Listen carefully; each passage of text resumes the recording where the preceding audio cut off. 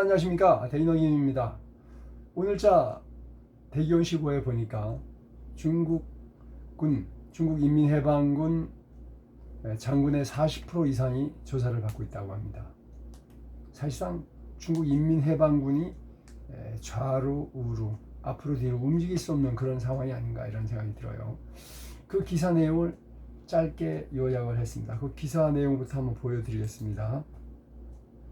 자, 이게 요 내용입니다. 대기원 15 기사인데요. 자, 중국 장군 10명 중 4명이 이상이 군기강 검사위원회 조사를 받고 있다. 내부자들이 자세한 내용을 공개했는데 심각하다는 얘기죠, 지금 현재. 그래서 이 사중전에 직전에 9명 장군이 직위에서 해임되어 있고, 학자들은 PLA 인민해방군 People's Liberation Army 최고위층 권력 구조가 취약하다. 쉽게 말해서 아직도 시진핑 세력을 쳐내고 있다 이겁니다. 그리고 또 새로 임명하려니까 시진핑이 반대해서 임명을 못하고 이러면서 중공군이 어떻게 생각하면 스스로 몰락하는 것이 아닌가 이런 내용입니다. 자, 그 내용 굉장히 길기 때문에 짧게 그냥 요약했습니다. 그 내용 요약한 것만 한번 보도록 하겠습니다. 자, 요 내용입니다. 자, 제목을 이렇게 써놨죠, 제가. 강호습무. 중국식 읽으면 장우시우입니다. 장우시우. 이거는 80년대 성도 거기에 현인이 나타나서 이 말을 했다고 해요. 강택민, 호금도 시진핑 다음에 없다. 중국 공산당 끝난다는 얘기죠. 자, 이 대기원 15 요약입니다. 지난 2년간 빈번한 군 장군들의 숙청. 근데 그 숙청의 중심에 누가 있나요? 장유서 장군이 있고, 그 실무는 장성민, 이번에 인민해방군 그 최고위층으로 올라간 사람이죠. 자, 장성민이 이걸 총책임자입니다. 장성민이 인민해방군 장군들의 군기 조사 담당입니다.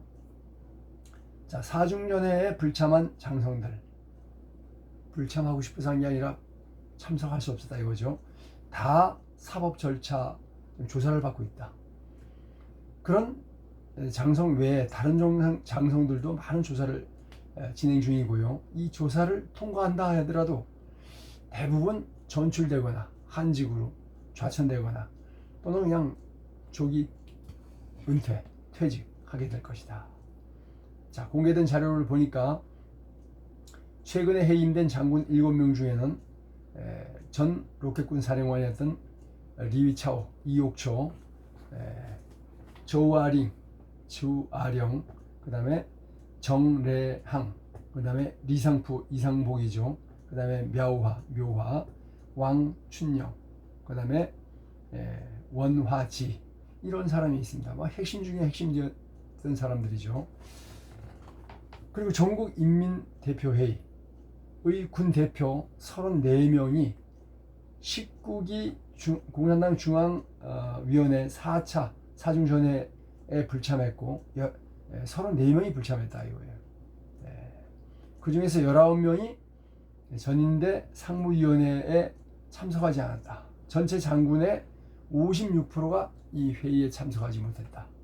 와, 뭡니까? 심각하죠?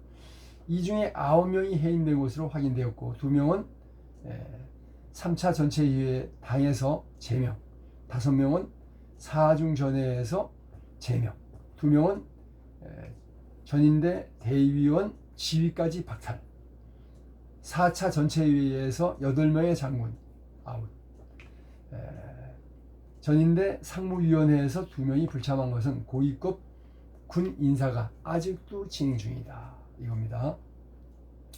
자, 10월 27일 중화권 언론의 원로들이 소셜 미디어를 통해서 19기 중앙위원회 사중전회죠.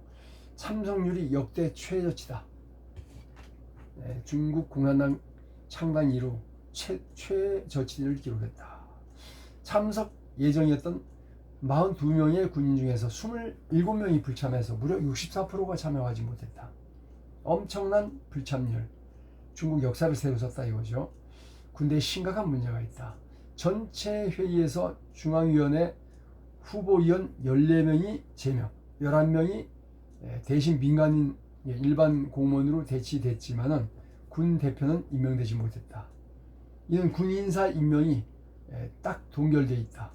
이것이 군 내부의 치열한 권력 투쟁을 계속하고 있다는 것을 시사하고 있다. 그래서 이미 5개 전구사령부, 그러니까 북부군 사령관, 중부군 사령관, 동부군 사령관, 서부군 사령관, 남부군 사령관, 그 다음에 그 각각 정치위원들까지 임명이 안 되고 있다. 이게 실각이 됐는데 새로 임명하려니까 임명을 못하고 있다는 얘기죠. 임명을 못하는 이유가 이렇습니다.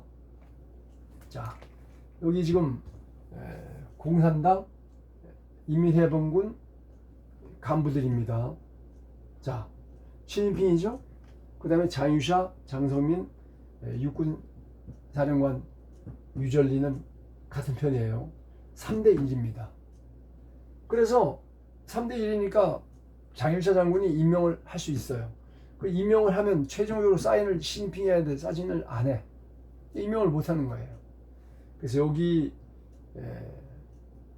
중국 공산당 군사위원회 3명의 위원도 임명을 하지 못하고 5개 전구의 사령관과 정치위원도 임명을 못하고 이런 상황이 있다 이거죠. 사실상 이게 어떻게 생각하면 공석 우리나라랑 비슷하죠.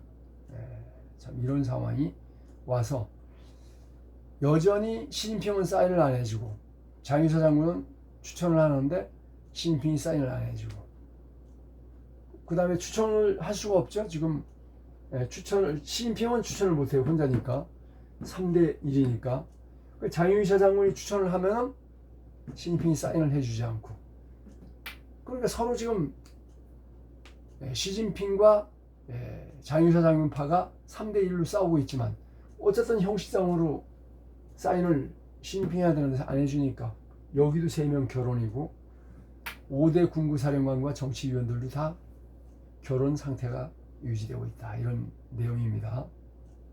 이렇습니다. 중국 공산당이. 자, 이런 상황이라는 것을 말씀드리고요. 자, 러시아도 지금 심각한 위기에 직면해 있습니다.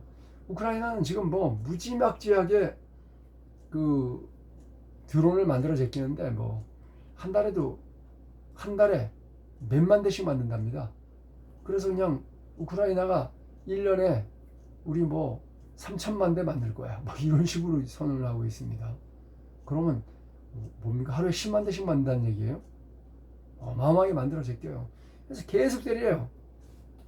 러시아군 한 명이 쳐들어오면 한 명을 때리기 위해서 드론을 그냥 아낌없이 쏩니다. 야, 근데 그게 아깝다고 생각하면 안 돼요. 6.25 때 우리나라에서 전쟁이 진짜 3년 동안 벌어졌지 않습니까? 3년 6개월인가요? 1129일 동안 전쟁이 벌어졌는데 대한민국에서 그때 총알 몇 발에 한 명이 죽은가를 하는 게 나와 있습니다. 우리 그 미군 교범이죠. 야전 교범 101-10-1 보면 나오는데 제가 정확하게 기억이 안 나는데 고군반 공밤에서 본 거 보니까 거의 2만 발을 쏴야 한 명이 죽어요. 2만 발. 여러분 탄약 한 발에 지금 총알 한 발에 한 4-5천 원 할 겁니다. 곱하기 2만 발 해보세요. 돈이 얼마입니까? 드론 한 대 가지고 계속 정찰하고 있다가 러시아군이 한 명 쳐들어오면 그냥 한 명을 위해서 드론을 그냥 자폭 드론을 때리는 거 결코 그 비싼 거 아닙니다. 6.25 때도 적 한 명을 사살하기 위해서 2만 발을 쐈으니까 총알만 쏩니까 여러분? 대포도 쏘고 비행기가 폭탄도 떨어뜨리고 이거 계산하면요 드론 한 대가 적군 한 명 처치하게 해서 쏘는 거 절대 아깝지 않습니다. 드론이 비싼 것도 아니지 않습니까? 뭐 기껏해봐야 한 뭐 200~300만 원. 지금 우크라이나는 서방제 반도체 부품 갖다가 자기가 직접 다 만들고 있지 않습니까? 이런 상황이다. 러시아가 한 발도 밖으로 못 나가요. 러시아가 이렇게 계속 우크라이나를 조금씩 뺏고 있긴 한데 이렇게 하려면은 몇천 년을 공격해야 겨우 빼는데 지금 러시아는 지금 완전히 경제 파탄이죠. 석유가 없어서 차가 움직이지 못하죠. 지금 돈이 없고 반도체 수입을 못해서 무기도 더 이상 못 만들고 그러니까 보여줄 게 핵밖에 없어요. 그래서 뭐 핵 쓰나미 일으키는 바다의 그 수중 드론, 그 다음에 공중에서 계속 돌다가 언제든지 때릴 수 있는 뭡니까 원자로를 이용한 그 뭐 핵 미사일을 발표했는데 참 기가 막힌 거죠. 그 쏘다가 자기네 땅에 떨어질 가능성이 더 높아요. 이게 뭐 무지막지하게 고공에서 속도를 내는 것도 아니고 그냥 아음속으로 달리는데 그야말로 쏘면 우크라이나 드론이 있다가 그냥 들이받아버리면 끝나는 거죠. 푸틴도 더 이상 전쟁 수행 능력이 없는 상태가 됐고 미국의 강력한 압박에 의해서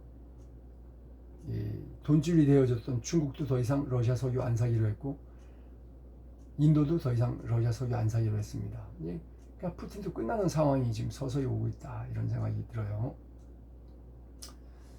자, 대한민국은 지금 어떻습니까? 대한민국도 심각합니다. 지금 여러분 이 구한말에 역사책에 나오지 않은 기록이 누구에 의해서 기록됐나 하면은 이 매천이라는 황현이라는 분이 성균관 유생이었다고 합니다. 이분이.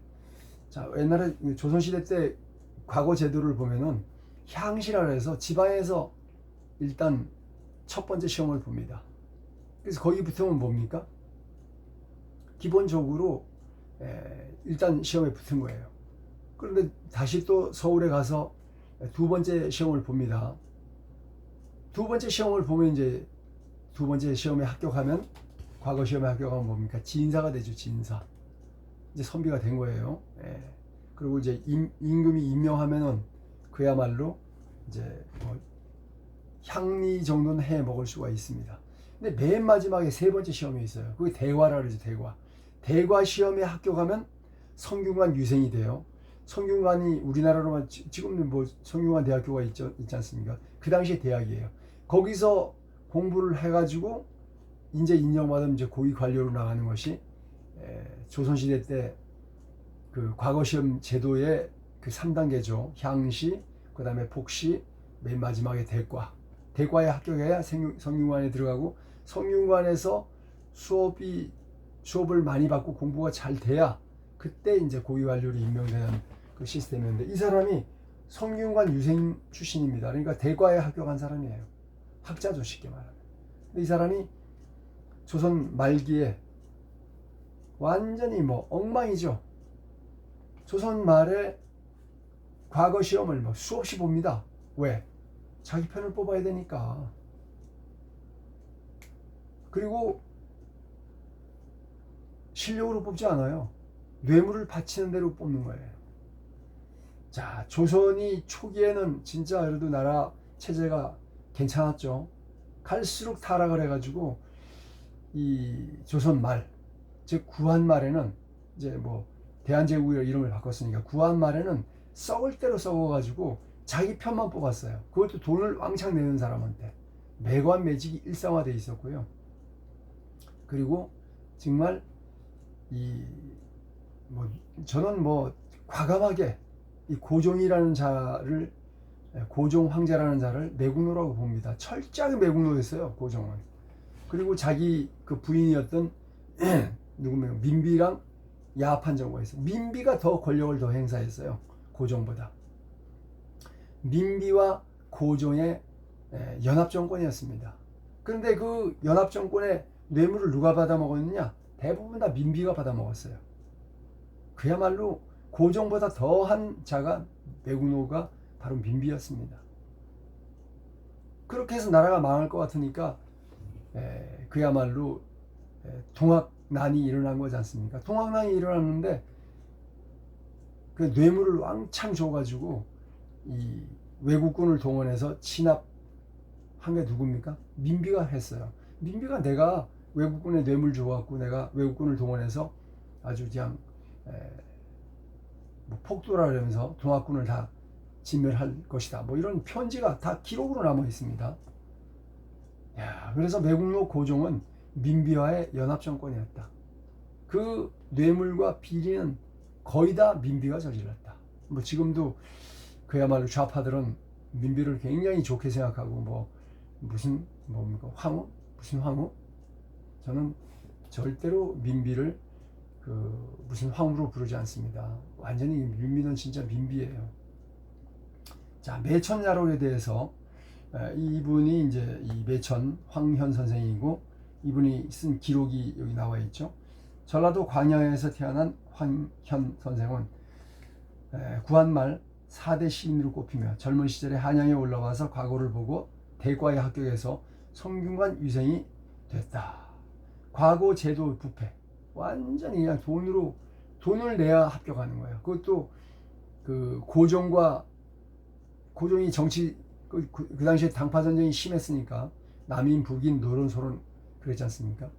고종과 같은 정치 이념을 가지고 있는 자들만 그것도 뇌물을 왕창 내야 합격하는 걸 보고 다 때리치고 성균관 유생을 그만두고 낙향에서 살았던 사람이라고 합니다. 그리고 이 기록이 바로 매천야록의 기록입니다. 자, 여기 보면 나와 있죠. 매천은 자기 호예요. 황현 선생 이름이 매천. 매화 매자하고 샘천자죠. 매화가 심어져 있는 샘.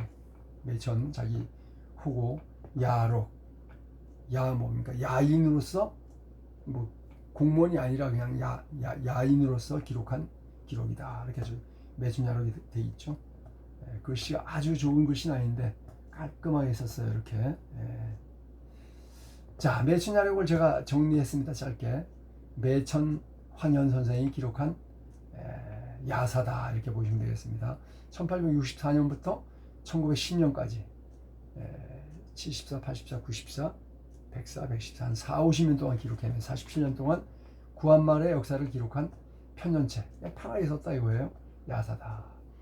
왕실의 재정탕진, 고종과 명성황후, 그 다음에 고종과 명성황후가 한 편이고요. 그 다음에 대원군이 또 다른 편이에요. 둘이 싸우는 거예요. 그 다음에 동학농민운동, 청일전쟁, 러일전쟁, 을사보호조약, 한일 강제합병 등 격동의 시대를 지식인의 입장에서 비판적으로 기록했다. 당시 백성들의 고통스러운 삶과 조선이 마에 관한 과정을 기록한 구한말의 역사 자료다. 자, 시대적 배경을 보면 고종이 즉위한 때로부터 한일 합방까지 조선이 외세의 침략을 받고 멸망하는 과정을 기록했다. 자, 왕실 권력. 대원군은 어떻게 생각하면은 뭐 대원군이 세국 정책을 했지만 아주 애국적인 사람이었습니다. 그래서 진짜 국고를 탕진하지 않고요. 아주 아껴서 국고를 넉넉하게 해놨어요. 그랬더니 고종과 황제가 이 대원군을 몰아내고 권력을 잡아가지고 국고를 탕진을 무지막지하게 합니다. 뭐 구슬을 하는데도 몇십만 양, 몇백만 양을 쓰고요. 어마어마한 낭비를 해요. 그리고 전부 다 이 관직을 줄 때 전부 돈 받고 관직을 줬어요. 이 매관 매직이죠. 관직을 팔아먹는 매관. 그 다음에 보직도 매직 팔아먹는 거죠. 이걸 고종 황제보다 훨씬 더 이 명성황후라고 말하는 이 민비가 했다 이거예요. 이런 역사적인 배경에서 백성의 고통스러운 삶을 기록한 것이 매천 황현 선생의 기록, 매천야록이다 이겁니다. 자, 동학농민운동이 왜 일어나느냐? 민비 정권이 사실은 뭐 고정 정권이라기보다는 민비 정권이었습니다. 민비 정권이 부른 밀란이에요. 너무 매관 매직을 통해 가지고 너무 나라가 개판이 되니까 학도들이 일어난 거 아닙니까? 근데 자기 권력이 무너질 것 같으니까 이 동학을 일으킨 사람들은 대원군을 지지해요. 민비와 이 누굽니까? 고종을 지지하지 않아요. 그러니까 이 민비가 외세를 동원해 가지고 그야말로 어마어마하게 황통을 꼬게 해서 동학도들을 그냥 다 죽여버리는 거 아닙니까? 그래서 외세들을 끌어들여서 백성을 아주 그냥 사육하는 거죠. 도륙하는 겁니다. 그냥 일방적으로 도륙했죠. 자, 결국 나라가 망해가는 과정을 쓴 책이고요. 국권 침탈의 과정, 청일전쟁, 러일전쟁, 을서늑약, 한일합병으로 이어지는 국권 상실 과정을 자세하게 기록했다. 이 매천 황현 선생의 역할은 이 역사책에 나오지 않는 그 당시의 실제 이야기를 빠짐없이 기록했다.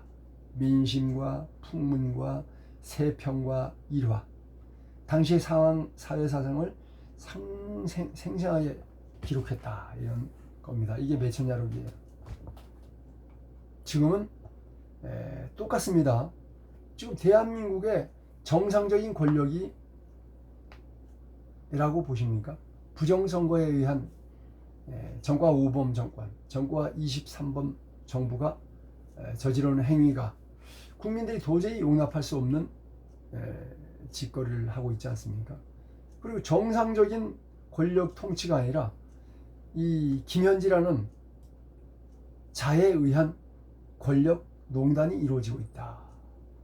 지금은 이 매천 황현 선생이 기록한 매천 야록이 아니라 지금은 현지 야록이 아닐까 이런 생각이 드는 거 아닙니까?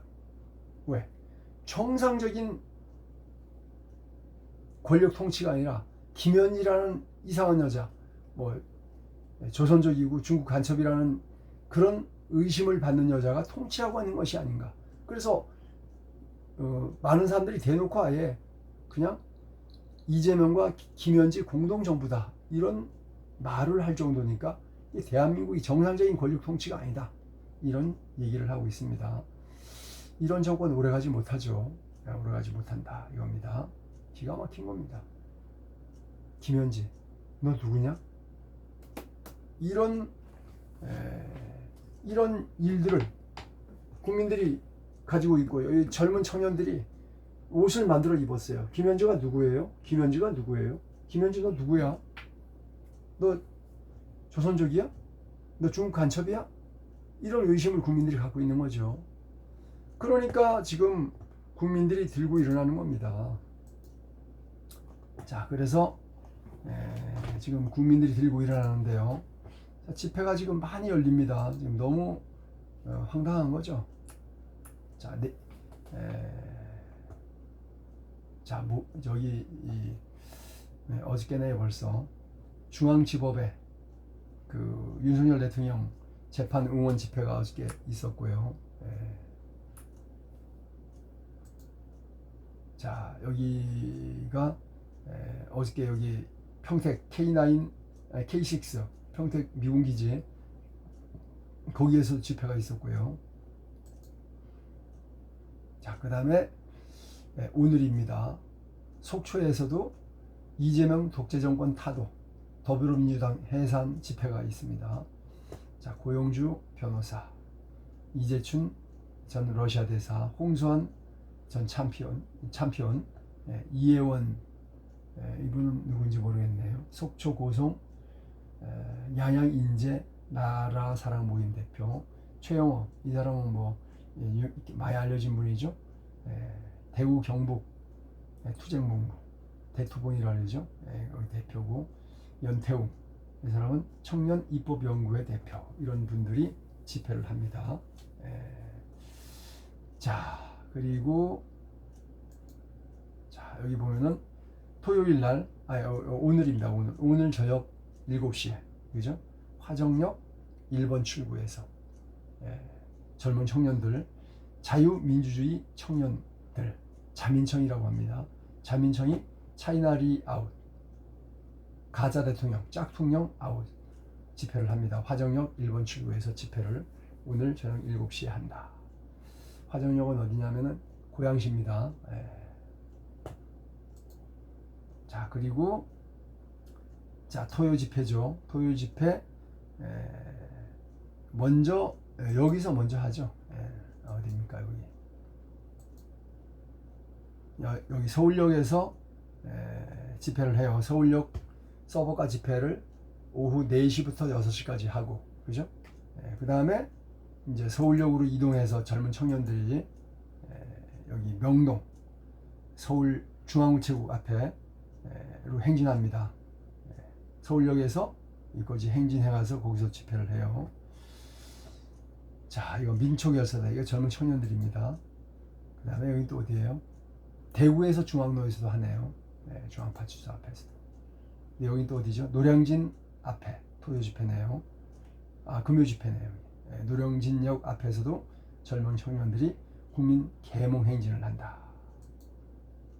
자, 이거 토요 집회, 서버가 집회고요. 서울역 앞 서버가 집회. 제가 사회 봅니다. 차강석 군하고 같이. 그 다음에 이거는 11월 1일 날. 11월 1일 날이 그렇죠. 토요 집회죠. 서울역 광장. 이 서버가 집회를 포스터를 이렇게 만들어놨네요.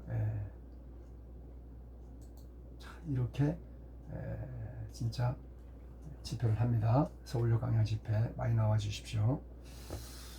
자, 이런 참.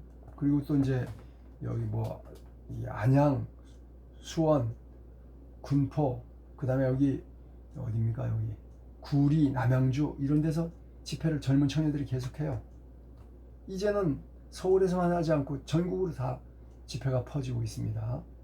요거 저기 오늘 저녁 7시에 화정역에서 하는 집회까지 이렇게 젊은 청년들이 집회를 합니다. 지금 대한민국이 진짜 이 황현 선생, 매천 야록을 쓴 황현 선생의 그 피탄처럼 대한민국이 지금 진짜 가짜 대통령 차이나 리, 그 다음에 이 중국 간첩으로 의심받는 김현지의 국정농단, 이거를 도저히 용서할 수 없는 그런 상황까지 와 있지 않나, 이런 생각을 합니다. 여러분 멈추지 말고 함께 투쟁해서 반드시 가짜 대통령 부정선거를 끌어내려야 됩니다. 여러분 함께 투쟁해 주십시오. 시청해 주셔서